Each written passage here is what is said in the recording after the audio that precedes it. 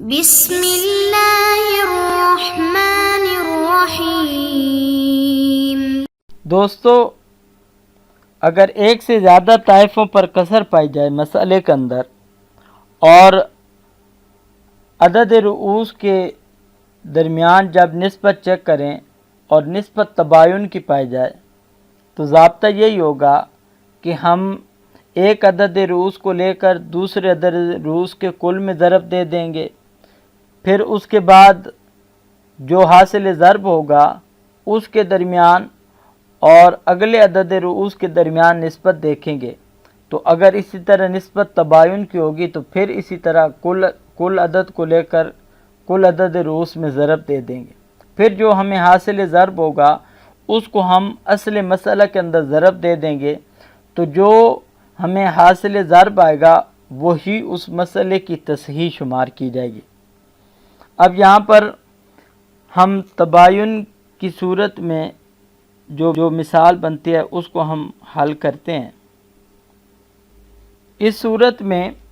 میت کے ورثاء کے اندر 2 بیویاں ہیں، 10 بیٹیاں ہیں، 6 دادیاں ہیں، 7 چچے ہیں۔ تو یہاں پر ہم اس مسئلہ کو حل کرتے ہیں تو میت کی اولاد ہوتے ہوئے بیویوں کو 8واں حصہ ملے گا اور بیٹیوں کو 2/3 یعنی کہ 2/3 ملے گا، اور جدات کو 6واں حصہ ملے گا، اور چچا جو ہوں گے اسبہ بنیں گے۔ اب ہم نے اس مسئلے کی کیونکہ یہاں پر سمن جو ہے وہ دوسرے طائفہ کے حصص کے ساتھ مل گیا، تو یہاں پر ہم 24 سے مسئلے کی ابتدا کریں گے۔ تو 24 کا جو سمن بنتا ہے وہ 3 ہے، اور 24 کا 2 ثلث بنتا ہے وہ 16 ہے، اور 24 کا جو ربع سدس بنتا ہے وہ 4 ہے، اور اسی طرح 16 اور 4 20، 20 اور 3 23 ہے۔ تو 24 میں سے 23 نکل کے پیچھے 1 بچ گیا، وہ اب چچاؤں کو بطور اسبہ کے دے دیں گے۔ اب دوستو یہاں پر ہم دیکھتے ہیں کہ عدد سہام وہ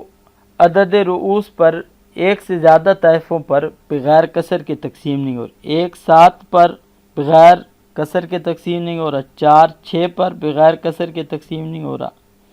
16 جو ہے وہ 10 پر بغیر طائفے کے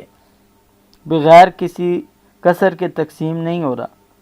اور اسی طرح 3 جو ہے وہ 2 پر بغیر کسی کسر کے تقسیم نہیں ہو رہا۔ تو اب یہاں پر کیونکہ ایک سے زیادہ طائفوں پر کسر پائی جاتی ہے تو یہاں پر ہم نسبت دیکھیں گے عدد رؤوس کے درمیان۔ تو اس سے پہلے ہم اختصار کر لیتے ہیں کہ عدد سہام اور عدد رؤوس کے درمیان دیکھ کر 3 اور 2 کو دیکھتے ہیں تو اس میں کوئی اختصار نہیں ہو سکتا۔ 16 اور 10 میں ہم دیکھتے ہیں تو یہاں پر کیونکہ توافق پایا جاتا ہے تو اس صورت میں ہم 10 کا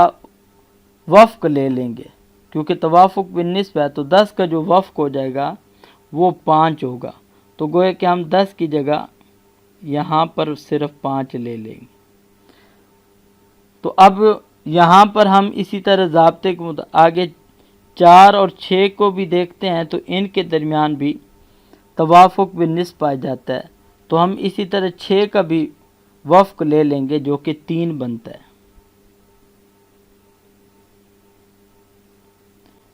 تو اب ہم اس کے بعد اس صورت کو حل کرتے ہیں۔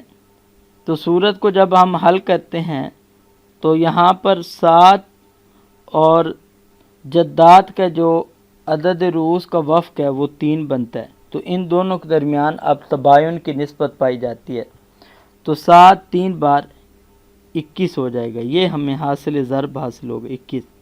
اب 21 کی جب ہم آگے 5 کے ساتھ نسبت دیکھتے ہیں تو ان دونوں کے درمیان بھی جو نسبت پائی جاتی ہے وہ بھی تباین کی پائی جاتی ہے۔ تو حاصل ضرب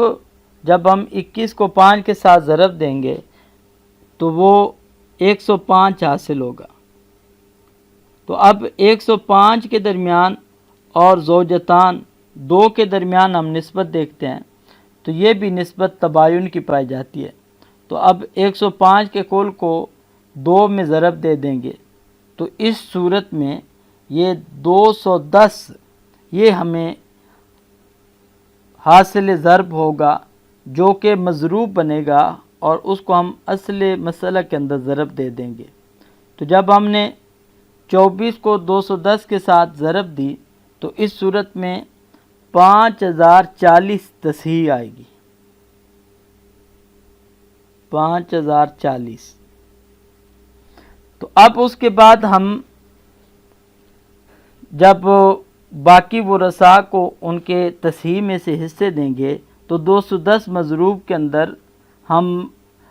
جو ان کو اصل مسئلہ میں سے حصص ملے ہیں ضرب دینا شروع کر دیں گے. تو اب جب ہم 210 کو 3 کے ساتھ ضرب دیتے ہیں تو اس صورت میں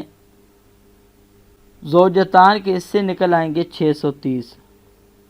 اور 630 میں سے ہر زوجہ کا حصہ 315 نکل آئے گا. اسی طرح اصل مسئلہ میں سے 10 بیٹیوں کو ملے تھے 16 تو اس کو ہم جب 210 کے ساتھ ضرب دیں گے تو اس صورت میں وہ ہو جائیں گے 3360 اور ہر بیٹی کو اس میں سے 336 مل جائیں گے.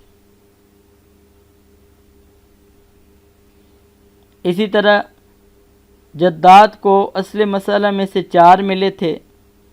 تو جب 210 کے ساتھ ہم ضرب دیں گے تو ضرب دینے کی صورت میں ہمیں جو حاصل ضرب حاصل ہوگا وہ 840 ہوگا اور ہر جدہ کا حصہ وہ 140 نکل آئے گا. اسی طرح چچاؤں کو جب ہم ان کو اصل مسئلہ میں سے جو حصہ ملا ہے 210 مضروب کے ساتھ ضرب دی تو 210 ہی آ جائے گا. اب 210 میں سے ہر چچے کے 30 حصے ہوں گے. تو گویا کہ اب اس صورت کے اندر زوجتان کو اصل مسئلہ میں سے 3 مل رہے تھے، تصحیح میں سے ان کو 630 ملیں گے. اسی طرح 10 بنات کو اصل مسئلہ میں سے 16 مل رہے تھے، تصحیح میں سے ان کو 3360 ملیں گے. 6 جدات کو اصل مسئلہ میں سے 4 مل رہے تھے اور تصحیح میں سے 840 ملیں گے اور 7 چچاؤں کو اصل مسئلہ میں سے 1 مل رہا تھا تو تصحیح میں سے 210 ملیں گے. تو یہ ہمارے تصحیح کے قواعد مکمل ہو گئے ہیں. اب ہم تصحیح کے ان قواعد کو سراجی کی عبارت میں دیکھتے ہیں. وَأَمَّا الْأَرْبَعُ فَأَحَدُهَا أَنْ يَكُونَ الْكَسْرُ عَلَى طَائِفَتَيْنِ أَوْ أَكْثَرَ وَلَكِنْ بَيْنَ أَعْدَادِ رُؤُوسِهِمْ مُمَاثَلَةٌ فَالْحُكْمُ فِيهَا أَنْ يُضْرَبَ أَحَدُ الْأَعْدَادِ فِي أَصْلِ الْمَسْأَلَةِ مثل 6 بنات و3 جدات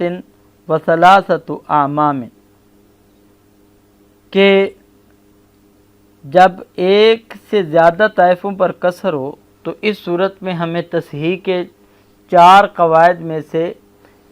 کسی ایک قاعدے کے ذریعے سے کسر کو دور کرنا ہوتا ہے. تو ان 4 قاعدوں میں سے جو پہلا ہے کہ یہ کہ کسر 2 یا 2 سے زیادہ طائفوں پر ہو لیکن اعداد رؤوس کے درمیان مماثلت پائی جا رہی ہو، تماثل پایا جا رہا ہو. تو اب اس کا قاعدہ یہ ہے کہ ہم احد المتماثلین کو لے کر اصل مسئلہ میں ضرب دے دیں گے. جیسے کہ مثال ہے کہ 6 بیٹیاں ہوں اور 3 دادیاں ہوں اور 3 چچے ہوں. تو یہاں پر ہم جب 6 بنات ہیں تو کیونکہ ان کو اصل مسئلہ میں سے 4 ان کا عدد سہام بنتا ہے تو 4 اور 6 کے درمیان توافق ہونے کی وجہ سے تو 6 کا ہم وفق 3 لے لیں گے. تو اب اس صورت میں 6 کا وفق 3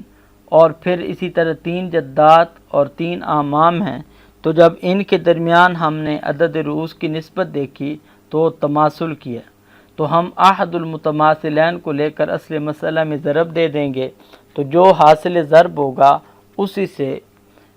مسئلے کی تصحیح ہو جائے گی۔ والثانی، اور دوسرا قاعدہ یہ ہے، ان یکون بعض الاعداد متداخلا فی البعض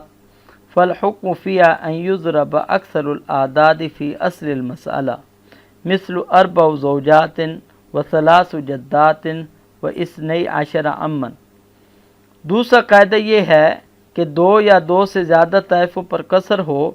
اور عدد رؤوس میں سے بعض میں داخل ہوں، یعنی ان کے درمیان تداخل کی نسبت پائی جائے، تو اب اس کا قاعدہ یہ ہے کہ ہم جو سب سے بڑا عدد ہوگا اس کو لے کر اصل مسئلہ میں ضرب دے دیں گے، جیسے کہ 4 بیویاں، 3 دادیاں اور 12 چچے ہیں۔ تو اب آپ کو پتہ ہے کہ 12 اور 3 کے درمیان جو نسبت ہے وہ بھی تداخل کی ہے، اور اسی طرح 12 اور 4 کے درمیان بھی جو نسبت ہے وہ بھی تداخل کی ہے۔ تو یہاں پر بڑا عدد جو کہ 12 ہے، اس کو لے کر ہم اصل مسئلہ کے اندر ضرب دیں گے، اور جو حاصل ضرب ہوگی اسی سے مسئلے کی تصحیح ہو جائے گی۔ والثالث، تیسرا قاعدہ، ان یوافق بعض الاعداد بعضا فالحکم فیها ان یضرب وفق احد الاعداد فی جمیع ثانی ثم ما بلغ فی وفق ثالث ان وافق المبلغ الثالث وإلا فالمبلغ في جميع ثالث ثم المبلغ في الرابع كذلك ثم المبلغ في أصل المسألة ك4 زوجات و18 بنتا و15 جدة و6 اعمام۔ اور تیسرا قاعدہ یہ ہے کہ اعداد رؤوس کے اعداد آپس میں ان کے درمیان توافق پائے جائے، تو اس کا قاعدہ یہ ہے کہ ہم اعداد رؤوس میں سے ایک عدد کے وفق کو لے کر دوسرے عدد کے کل کے اندر ضرب دیں گے، اور پھر جو ہمیں حاصل ضرب حاصل ہوگا اس کو ہم تیسرے عدد کے وفق میں ضرب دے دیں گے، اگر کیا ہو کہ مبلغ یعنی کہ جو پچھلا حاصل ضرب ہے وہ تیسرے عدد کے ساتھ اس میں توافق پائے جائے، اور اگر توافق نہ ہو تو پھر ہم اسی طرح کل عدد رؤوس کے اندر ہی ضرب دے دیں گے، وگرنہ پھر ہم اس حاصل ضرب کو تیسرے عدد کے کل میں ضرب دے دیں گے۔ پھر اس کے بعد جو ہمیں حاصل ضرب ہوگا تو اس کا بھی ہم نے اسی طرح چوتھے عدد کے ساتھ دیکھیں گے، اگر تو توافق پایا جائے گا تو پھر ہم کل حاصل ضرب کو چوتھے عدد کے وفق کے اندر ضرب دے دیں گے، اور اگر توافق نہ پایا جا رہا ہو تو اس صورت میں ہم چوتھے کے کل میں ضرب دے دیں گے۔ پھر اس کے بعد جو حاصل ضرب ہوگا اس کو ہم اصل مسئلہ کے اندر ضرب دے دیں گے۔ تو اب اصل مسئلہ میں ضرب دینے کے بعد جو حاصل ضرب ہوگا وہ اس مسئلے کی تصحیح ہوگی، جیسے مثال ہے کہ 4 بیویاں ہوں، 12 بیٹیاں ہوں اور 15 دادیاں ہوں اور 6 چچے ہوں۔ والرابع، اور چوتھا قاعدہ یہ ہے کہ ان تکون الاعداد متباینۃ، کہ یہ کہ عدد رؤوس آپس میں تباین کی نسبت پائی جائے، کہ ان میں سے بعض کے ساتھ موافق نہ ہوں، تو اس میں قاعدہ یہ ہے کہ احد الاعداد کو لے کر کل کو دوسرے کے کل میں ضرب دے دیں گے، ثم ما بلغ، پھر جو حاصل ضرب ہوگا اس کو فی جمیع ثالث، تیسرے عدد کے کل میں ضرب دے دیں گے، ثم ما بلغ، پھر جو حاصل ضرب ہوگا اس کو چوتھے عدد رؤوس کے کل میں ضرب دے دیں گے، پھر جو ہمیں حاصل ضرب حاصل ہوگا اس کو ہم اصل مسئلہ میں ضرب دے دیں گے، جیسے کہ اس کی مثال ہے 2 بیویاں ہوں، 6 دادیاں ہوں، 10 بیٹیاں ہوں اور 7 چچے ہوں۔ والسلام علیکم ورحمۃ اللہ وبرکاتہ۔